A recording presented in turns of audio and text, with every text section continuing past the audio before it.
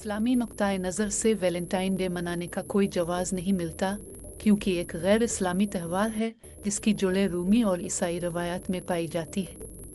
ये दिन मोहब्बत के इजहार के नाम पर गैर शरई अफ़ाल, बेपर्दगी और गैर मुहर्रम मर्द और औरत के आज़ादाना मेल जोल को फ़रोग़ देता है, जो इस्लाम में नाजायज़ है। दलाइल: एक गैर इस्लामी त्यौहार अपनाना नबी करीम ने गैर मुस्लिमों के मखसूस त्योहारों को अपनाने से मना फरमाया है।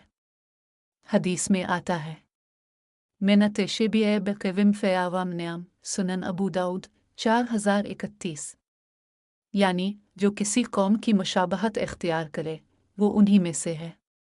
2. बेहयाई और फहाशी की तरवीज। कुरान मजीद में इरशाद है, अल-नूरी 19, यानी जो लोग चाहते हैं कि ईमान वालों में बेहयाई फैले, इनके लिए दुनिया और आखिरत में दर्दनाक अजाब है।